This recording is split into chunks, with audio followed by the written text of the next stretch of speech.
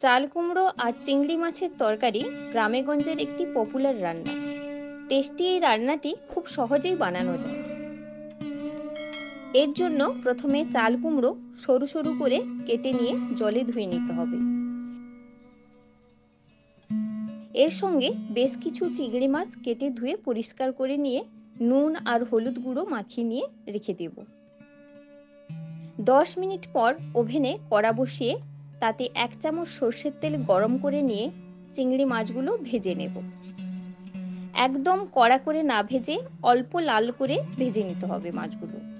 মাছ ভাজা হয়ে গেলে থালাতে তুলে রেখে দেব। এবার ওই কড়াতে আরও 1 চামচ সর্ষের তেল দিয়ে তাতে হাফ চামচ 5 ফোড়ন দেব।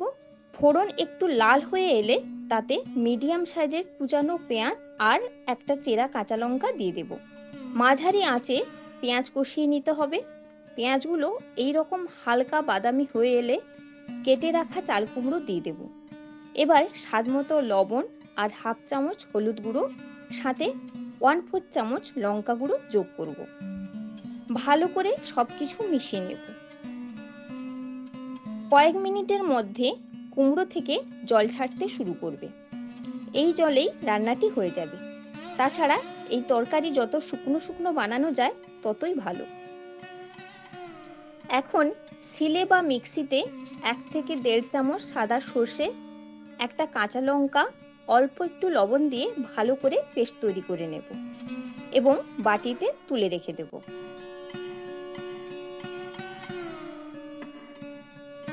এখন চাল কুমড়ো প্রায় সেদ্ধ হয়ে গেছে এবং জল অনেকটা শুকিয়ে গেছে।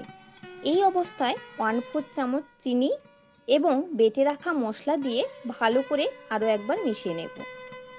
মাঝারি আঁচে আরও 3 থেকে 4 মিনিট নেড়ে চেড়ে তরকারিটা শুকনো শুকনো করে নিতে হবে।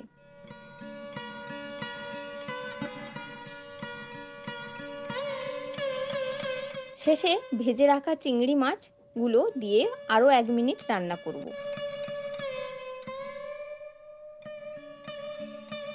তারপর 2 চামচ সর্ষের তেল যোগ করে ভালো করে মিশিয়ে নিয়ে ফ্লেম অফ করে দেব।